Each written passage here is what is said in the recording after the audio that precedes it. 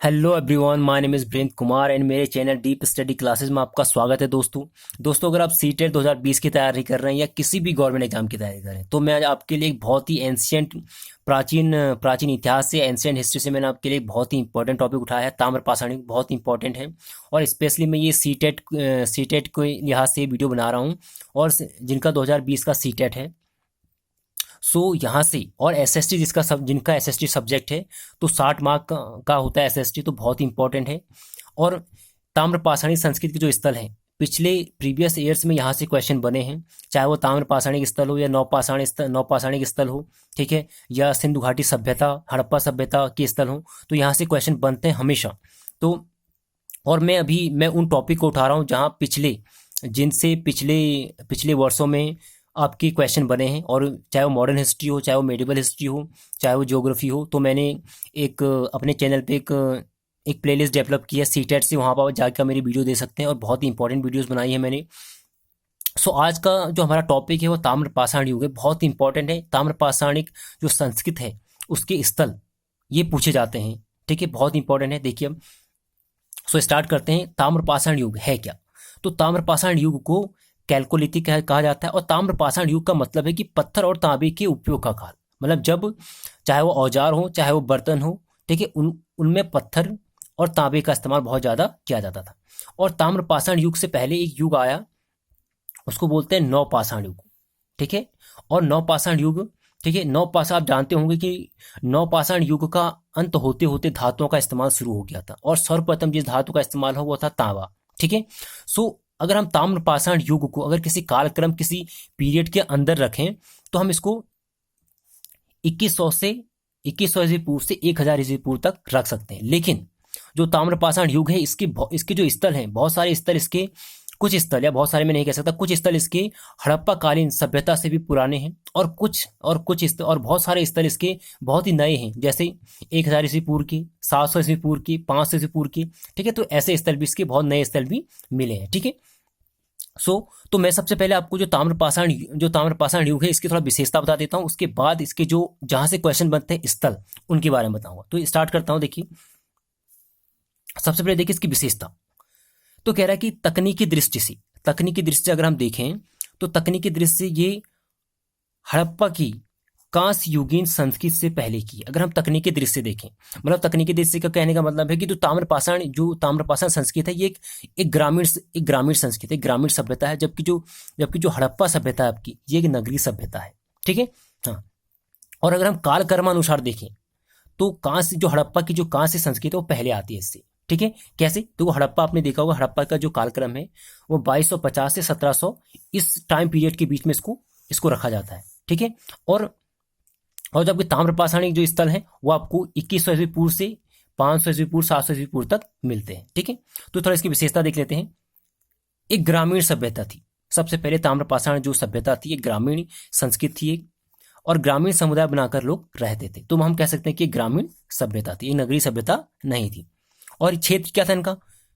पहाड़ी जमीनों पर रहते थे, नदियों के आसपास रहते थे, ये किसी मैदान में नहीं रहते थे, ठीक है। आप कहते हैं गंगा का मैदान, जैसे सिंधु घाटी सभ्यता जो है वो किस नदी की, वो आपकी कह सकते हैं कि आप सिंधु नदी, उसके मैदानी एरिया में वो सभ्यता पनपी थी, ठीक है। तो ये पहाड़ी जमीन और नदियों के आसपास ये, ठीक है, ये था। आगे देखिए, ये लोग खेती करते थे, ठीक है, ये लोग खेती करते थे और मवेशी पालते थे, ठीक है, गाय भैंस बैल ये पालते थे, ठीक है। हाँ, और खेती भी ये करते थे, और विभिन्न प्रकार के मृद भांड मतलब मिट्टी के बर्तन, ठीक है, का प्रयोग करते थे, और उनमें काले और लाल रंग का प्रयोग करते थे, ठीक है। नक्काशी जब करते थे तो काले और लाल रंग का प्रयोग करते थे। और अभी कह रहा है कि पक्की ईंटों से परिचित नहीं थी, जो भी घर बने थे सभी कच्चे ईंटों से या मिट्टी से बनाए जाते, तो ये पक्की ईंटों से परिचित नहीं थी, और घोड़े से भी परिचित नहीं थे, ठीक है। हाँ, ऊंट के अवशेष मिलते हैं लेकिन घोड़े से परिचित नहीं थे, ठीक है। हाँ, सर्वप्रथम ताम्रपाषाण जनों ने ही प्रायद्वीपीय भारत में बड़े बड़े गांव बसाए। सर्वप्रथम ताम्रपाषाण जो सभ्यता के जो लोग थे इन्होंने प्रायद्वीप भारत जानती है ना आप, नीचे आप गुजरात के नीचे से आ जाएंगे तो सीधे कर्नाटका तक का जो क्षेत्र है ये प्रायद्वीपीय भारत कहलाता है, ठीक है। और कह रहे कि मातृ देवी की पूजा करते थे, ठीक है। इनके माता देवी के जो मिट्टी की मूर्तियां मिली हैं, ठीक है। और वृषभ सांड को ये धर्म का प्रतीक माना गया, इसकी भी मूर्तियां मिली हैं। और बहुत सारे छोटे छोटे औजार मिले हैं, ठीक है, पत्थरों के, और क्या कहते हैं, और आपके तांबा के, ठीक है। तो ये चीज थी इसमें, ये इसकी कुछ मेन विशेषता थी ताम्रपाषाण युग की, ठीक है। अब हम देखते हैं ताम्रपाषाण के स्थलों की बात करते हैं जहां से क्वेश्चन बनते हैं, बहुत ही इंपॉर्टेंट है। देखिए यहां पे देखिए मैंने लिखा कि भारत में ताम्रपाषाण अवस्था की बस्तियां, अब देखिए कहाँ कहाँ मिली है ताम्रपाषाण अवस्था की बस्तियां। तो सबसे पहले मैंने लिखा यहाँ पे दक्षिण पूर्वी राजस्थान, दक्षिण पूर्वी राजस्थान, जैसे आपका राजस्थान है, अगर हम इसको राजस्थान मान लें, ठीक है, गुजरात के बगल में, ठीक है, तो ये आपका इधर और दक्षिण पूर्वी, सॉरी फॉर दैट, ठीक है, दक्षिण और पूर्वी कह रहा है, तो यहाँ और यहाँ, तो दक्षिण पूर्वी एरिया में यहाँ के स्थल मिले हैं, ठीक है, दक्षिण पूर्वी राजस्थान में। तो दक्षिण पूर्वी राजस्थान के दो प्रमुख स्थल हैं, एक तो है आहार, दूसरा है गिलिंद, ठीक है। आहार बहुत ही इंपॉर्टेंट पूछे जाते हैं कि आहार गिलिंद ये, ठीक है, कौन से युग के स्थल है, ठीक है। तो जो आपका आहार है इसका प्राचीन नाम है ताम्बवती या तांबावली, ठीक है। इसका आहार का प्राचीन नाम क्या है, ठीक है, ताम्बवती या तांबावली। तो इसका काल क्या है, देखिए 2100 ईस्वी पूर्व से 1599 ईस्वी पूर्व तक का इस टाइम पीरियड में इसको रखा गया है।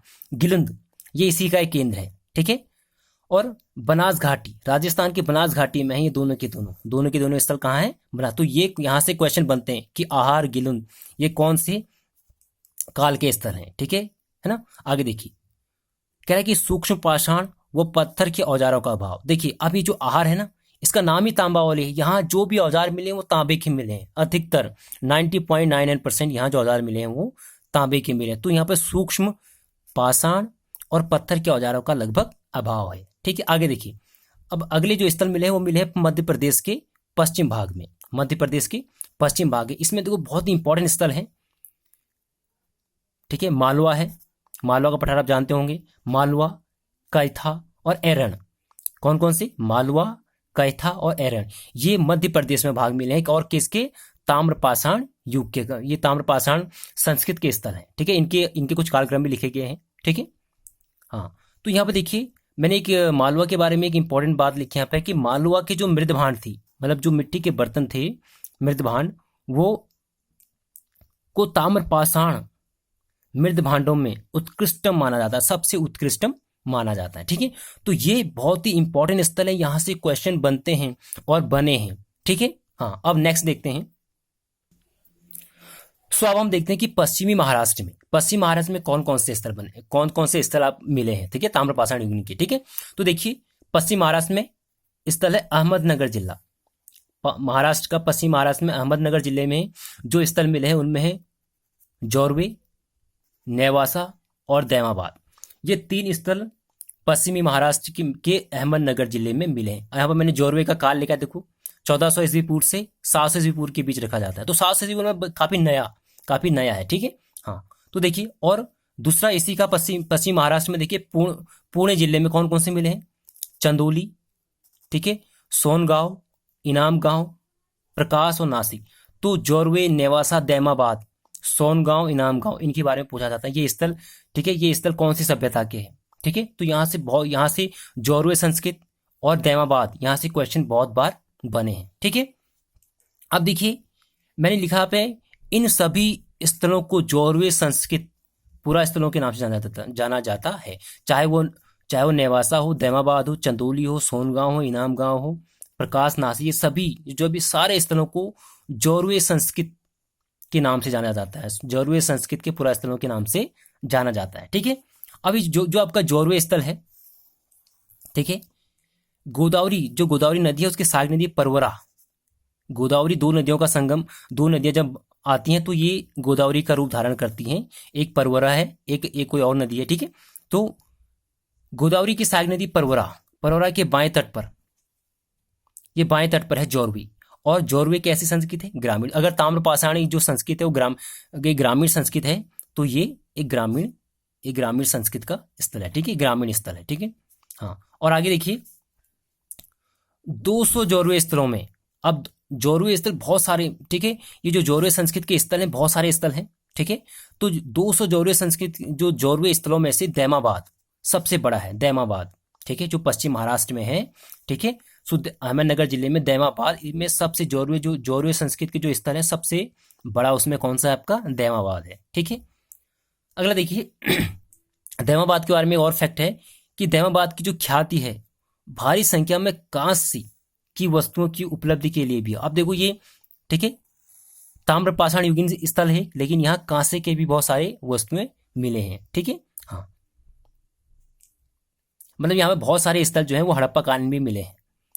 इनाम गांव, ठीक है, इनाम गांव, ठीक है, पुणे जिले में जो इनाम गांव है यहाँ पे गोलाकार गड्ढे वाले मकान भी मिलते हैं, ठीक है। गोलाकार गड्ढे वाले मकान कहाँ मिलते हैं, ताम्रपाषाण युगीन स्थलों में, ठीक है। तो यहाँ पे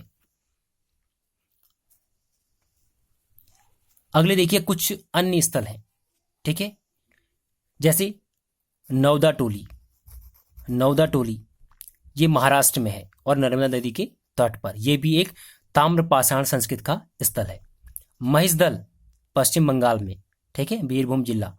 चिराद, सेनुवार, ताराडी, खेराडी, ये सब, ठीक है, ये जो है ये बिहार में पड़ते हैं। चिराद, सेनुवार, ताराडी, और जो खेराडी है ये पूर्वी उत्तर प्रदेश में पड़ता है, ठीक है।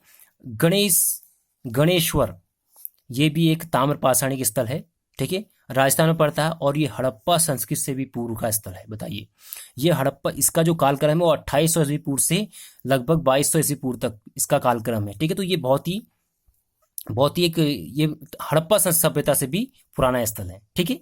तो दोस्तों अगर आपको वीडियो पसंद आई, अगर ये आपको, और ये फैक्ट जो मैंने उठाए हैं ये सारे एनसीईआरटी बेस्ड हैं और सारे बहुत ही भरोसेमंद हैं, आप पूरा विश्वास कर सकते हैं। अगर आपको वीडियोस पसंद आए, अगर यूजफुल लगे तो अपने दोस्तों को शेयर कीजिए और चैनल को सब्सक्राइब जरूर कीजिए। तो बहुत ही इंपॉर्टेंट है और इन स्थलों से हमेशा क्वेश्चन बनते हैं, ठीक है। और इसके बाद में आपके लिए नवपाषाण कालीन, ठीक है, नवपाषाण लेके आऊँगा और उसके बाद सिंधु घाटी सभ्यता लेके आऊँगा, जहाँ से हमेशा आप किसी भी पेपर में, आप कोई भी पेपर उठा के देखिए सीटेट का पिछले 5-6 सालों का, तो हमेशा यहाँ से क्वेश्चन बनते हैं। सो मैं आपके लिए क्वेश्चन लेके आया हूँ, आप इस क्वेश्चन को देखिए, हल कीजिए इस क्वेश्चन को कि हड़प्पा और मोहनजोदड़ो, ठीक है, हड़प्पा और मोहनजोदड़ो को ज्वाइंट कैपिटल किसने कहा, हड़प्पा और मोहनजोदड़ो को ज्वाइंट कैपिटल किसने कहा था, ये क्वेश्चन आप ढूंढिए, ठीक है।